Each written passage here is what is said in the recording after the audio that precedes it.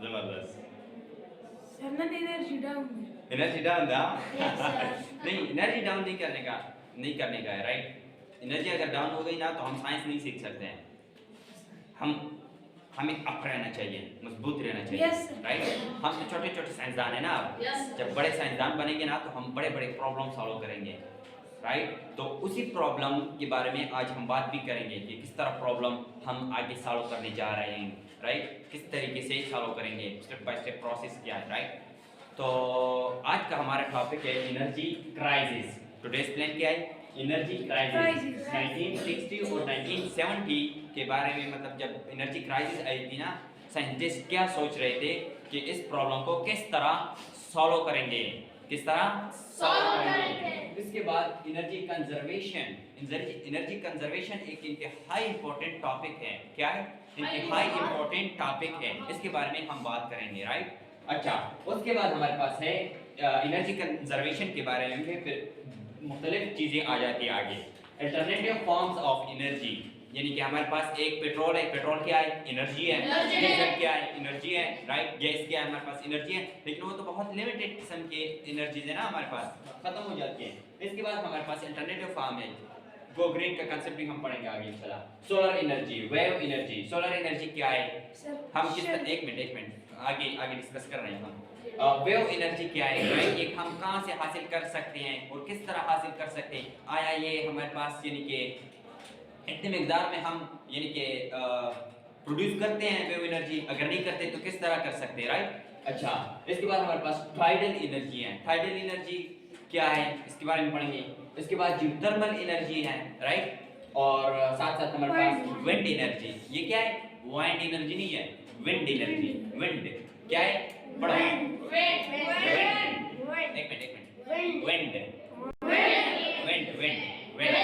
Wind energy. इसके बाद हमारे पास है न्यूक्लियर एनर्जी, राइट? न्यूक्लियर का नाम सुना होगा ना? एटॉमिक बम, ये सब कौन सी चीजें हैं? न्यूक्लियर है ना, राइट? अच्छा, तो शुरू करते हैं एनर्जी क्राइसिस से। बात है 1960s और 1970s, राइट? यानी कि आज से तकरीबन कितने साल पहले, ऐसा समझो कि 20 30 50 53 साल पहले, राइट? 53 साल पहले की बात है। अच्छा, तो साइंसदान ये सोच रहे थे कि हमारे पास जो तेल की कुएं हैं, एनर्जी की कुएं हैं, पेट्रोल क्या है? एनर्जी है ना? ऑयल क्या है? गैस क्या है? ये एनर्जी है, राइट? तो जब तक मतलब ये रिजर्व है ना, मतलब जमीन के नीचे होती है ना, समुद्र के नीचे होती है तह में, राइट? तो साइंसदान ये सोच रहे थे कि ये तो हमारे पास बहुत ही महदूद किस्म की, लिमिटेड किस्म की एनर्जीज है, राइट? और हमें ज़्यादा कंजम्पशन की ज़रूरत होती है, यानी कि जब हम यूज़ कर रहे होते हैं तो ये हमें ज़्यादा चाहिए बनिस्बत कि ये हमारे पास जो अवेलेबल है। तो ये तो बड़ी प्रॉब्लम हो गई है। अगर आप एक चीज़ ज़्यादा यूज़ कर रहे हो और आपके पास उसकी मिकदार कम हो तो ये तो प्रॉब्लम है ना, प्रॉब्लम है। तो जब ये सोच रहे थे तो ये सोच रहे थे कि हम अब ऐसे क्या करें कि हमारे पास ये मतलब हमारे पास पेट्रोल की प्रोडक्शन ज़्यादा हो जाए, ऑयल की प्रोडक्शन ज़्यादा हो जाए, गैस की प्रोडक्शन ज़्यादा हो जाए। इसके बाद हमारे पास टेक्नोलॉजी भी ऑलमोस्ट आई हुई थी तब, यानी कि हम ढूंढ सकते थे कि हम कहाँ पर तेल है, कहाँ पर सोना है, कहाँ पर क्या क्या चीज़ें, राइट? तो उसके बाद हमारे पास और भी रिजर्व हमने मतलब फाइंड आउट कर दिया, राइट? लेकिन ये फिर भी लिमिटेड हैं। कितनी भी आप ढूंढ लो, अगर यहाँ पर पेट्रोल निकल आए, गैस निकल आए, जो भी निकल आए, लेकिन ये सारी क्या चीज़ होती हैं? लिमिटेड होती हैं। जो चीज़ लिमिटेड होती है तो हमारे पास प्रॉब्लम हो जाती है, फिर उसकी यूजेज बहुत ही एहतियात से करेंगे। अगर एहतियात से नहीं करेंगे तो फिर तो ख़त्म हो जाएगी ना, तो ये तो प्रॉब्लम है, राइट? अच्छा, एनर्जी कंजर्वेशन। एनर्जी कंजर्वेशन हम क्या कर सकते हैं कि एनर्जी को बहुत ही लिमिटेड यानी बहुत ही कम मिकदार में यूज़ करके ज़्यादा फायदा हासिल कर लें। कम एनर्जी यूज करके ज्यादा फायदा हासिल कर लें, राइट? फॉर एग्जांपल रशिया में ना, साइबेरिया एक जगह है साइबेरिया रशिया में, तो उधर लोग क्या करते हैं, उधर बहुत ज्यादा ठंड पड़ती है। अगर कोई चीज आप गर्म कर रहे हो ना तो उसके लिए तो एनर्जी चाहिए। एनर्जी कहाँ से आएगी? लकड़ी से भी आ सकती है, पेट्रोल से भी आ सकती है। फॉर एग्जांपल लेट्स से कि हम साइबेरिया में हैं। कहाँ पर है? साइबेरिया में तो बहुत ज्यादा बर्फबारी हो रही है, उधर तो बहुत ही ज्यादा ठंड होती है ना, ठंड। यहाँ पर तो ठंड इतनी ज्यादा नहीं है ना ही इतनी हमें मतलब हीट एनर्जी की जरूरत है, लेकिन उधर तो पड़ती है। रशिया का नाम ले रहा हूँ ना, साइबेरिया का, राइट? समझ रहे हो ना? अच्छा, उधर क्या करते हैं, तकरीबन -40, -60, -76 तक भी टेम्परेचर चला जाता है। माइनस की बात कर रहा हूँ, इतनी ज़्यादा ठंडक होती है।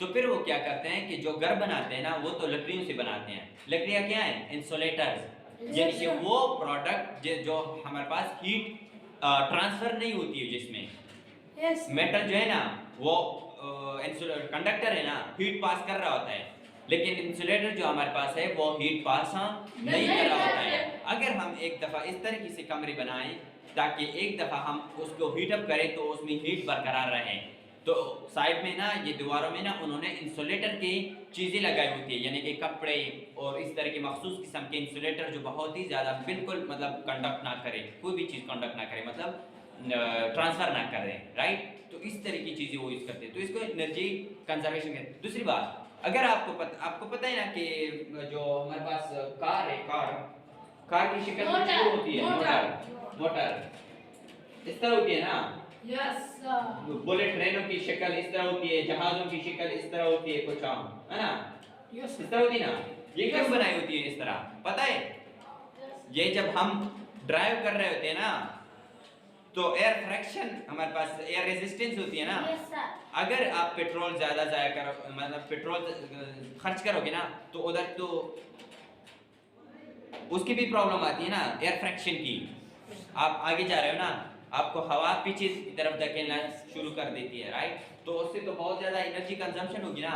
लेकिन अगर आप इस तरीके की शेप बना देना, एरोडायनामिक्स बना दें गाड़ियों की, जहाज की, ट्रेन की, तो फिर वो जो मतलब हवा आएगी ना आपकी तरफ, वो कम रेजिस्टेंस प्रोड्यूस करेगी आपके लिए, राइट। अगर आप गाड़ी की छत पर बैठो ना, तो फिर वो उधर बहुत ज़्यादा हवा आती है, आपको पीछे की तरफ धकेलने की कोशिश कर रही होती है, राइट। तो इस वजह से हमारे पास क्या हो जाता है, फिर पेट्रोल की कंजम्पशन ज़्यादा होगी। लेकिन अगर हम इस तरीके के मतलब वो बनाए ना, शेप्स बनाए एरोडायनामिक्स, राइट, तो हमारे पास एनर्जी की कंजर्वेशन हो जाती है, मतलब बचत हो जाती है। कम पेट्रोल में हम बहुत ज़्यादा दूर तक जा सकते हैं, समझ रहे हो ना जी।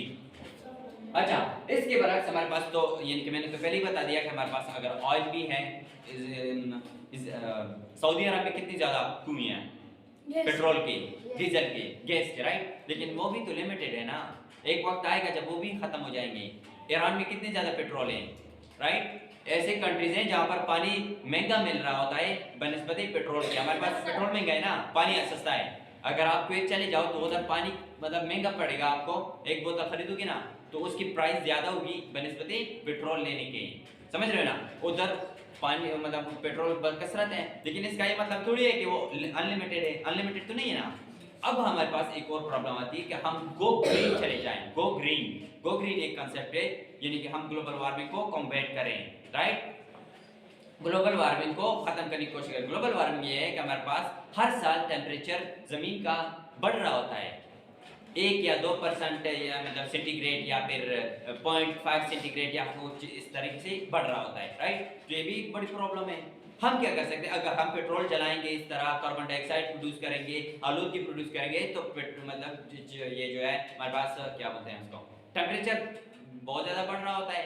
अगर हम कुछ गो ग्रीन चले जाएं, यानी कि इस तरीके से कुछ प्रॉब्लम सॉल्व करने की कोशिश करें कि हम सोलर एनर्जी यूज करना शुरू कर दें बनिस्बत पेट्रोल एनर्जी की या डीजल एनर्जी की, तो हमारे पास ये ज्यादा फायदेमंद है। क्या है?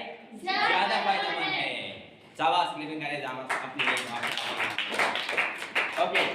सोलर एनर्जी, अगर आपको पता है कि आप लोगों के घरों में पैनल्स लगे होते हैं जो गर्मियों में हमें पंखे चला रहे होते हैं, तो हम क्या करते हैं, सोलर एनर्जी मतलब वो एनर्जी जो हम सन से प्रोड्यूस कर रहे होते हैं, सन के जरिए से प्रोड्यूस कर रहे होते हैं। हमारे पास पैनल होते हैं ना, सोलर पैनल, वो हम रख लेते हैं, उस पर रेस पड़ते हैं सूरज की, तो उससे हमारे पास वो रेस किस चीज में कन्वर्ट होती है, इलेक्ट्रिसिटी में।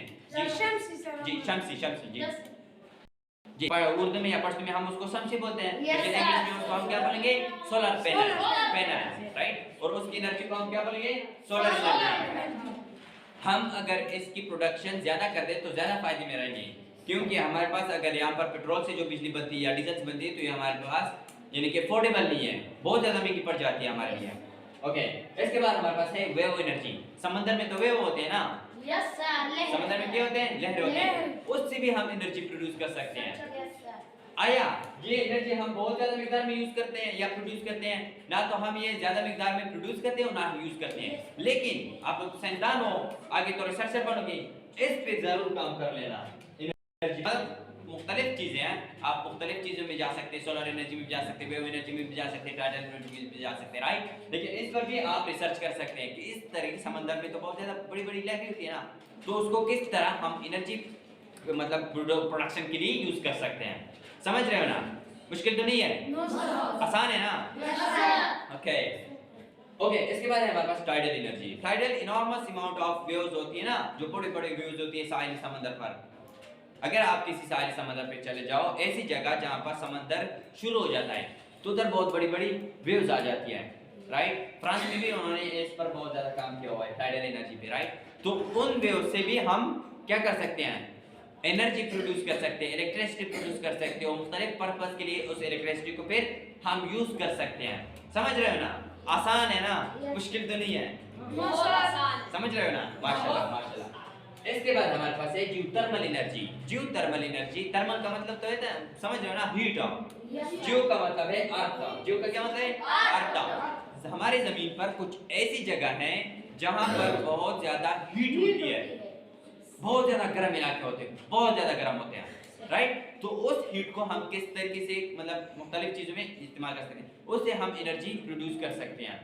उससे हम क्या कर सकते हैं, उस हीट से, हीट भी तो एनर्जी है ना, लेकिन उस हीट को हम और मुख्तलिफ फॉर्म में भी कन्वर्ट कर सकते हैं। क्या कर सकते हैं, कन्वर्ट कर सकते हैं। माशाल्लाह माशाल्लाह। इसके बाद है हमारे पास विंड एनर्जी। विंड एनर्जी, हवा, हवा जो होती है ना, हमारे पास मुख्तलिफ मुल्कों ने, एडवांस मुल्कों ने पहाड़ों पे या ऐसी जगह पर जहाँ पर हवा बहुत ज़्यादा तेज होती है, तो उधर बहुत बड़े बड़े पंखे लगाए होते हैं, इस तरह के पंखे लगाए होते हैं।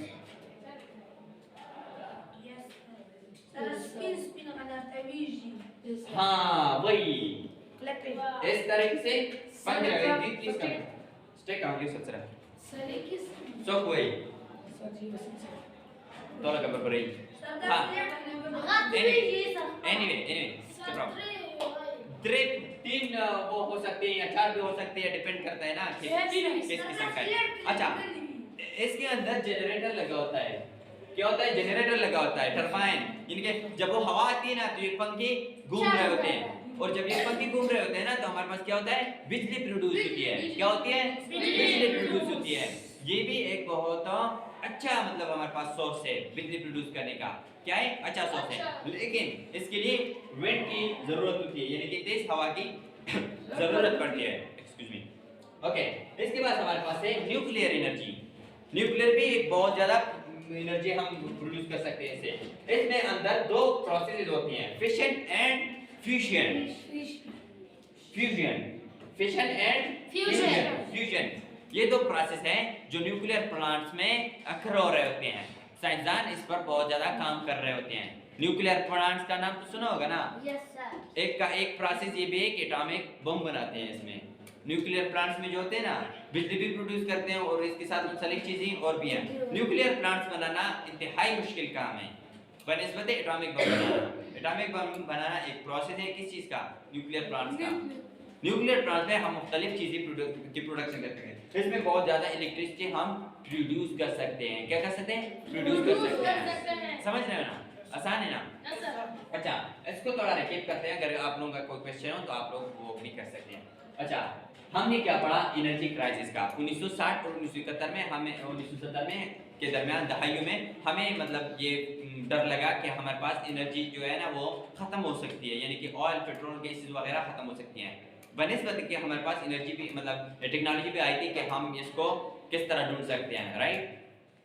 फिर हमारे पास है एनर्जी कंजर्वेशन। एनर्जी को हम किस तरह अच्छी तरीके से कंज्यूम कर सकते हैं, यानी कि कम एनर्जी खर्च करके ज्यादा प्रोडक्शन या ज्यादा इससे फायदा उठा सकते हैं, राइट। इसके मुख्तलिफ तरीके हैं। एक तो हम इस तरह करते हैं ना कि ये जो शेप्स है इसकी हम गोल कर लेते हैं, एरोडायनामिक्स बना लेते हैं, ताकि हम एयर रेजिस्टेंस कम हो जाए। क्या हो जाए, एयर रेजिस्टेंस कम हो जाए। फिर हमारे पास है internet of forms of energy. Energy के मुख्तलिफ फॉर्म, सोलर एनर्जी भी है हमारे पास, वेव एनर्जी, वो एनर्जी जो हमारे पास सोलर से आती है, वो एनर्जी जो हमारे पास समंदर के या वेवों के लहरों से आती है। जबरदस्त, माशाल्लाह। इसके लिए क्लैपिंग कर दे भाई। इसके बाद हाइड्रोजन एनर्जी, राइट। फ्रांस ने इस पर बहुत ज्यादा काम किया हुआ है। इसके बाद हमारे पास है जियोथर्मल एनर्जी। जियोथर्मल एनर्जी वो इलाके जो जमीन पर बहुत ज्यादा गर्म है, राइट। तो उससे जो हम एनर्जी प्रोड्यूस करते हैं उसको हम जियोथर्मल एनर्जी कहते हैं। विंड एनर्जी जो मैंने बताया था ना, हवा की मदद से हम इलेक्ट्रिसिटी प्रोड्यूस करते हैं। इसके बाद हमारे पास है न्यूक्लियर एनर्जी। न्यूक्लियर प्लांट्स में हमारे पास दो प्रोसेस होते हैं, फिशन एंड फ्यूजन, राइट। तो इसकी मदद से हम जो मतलब प्रोडक्शन करते हैं उसको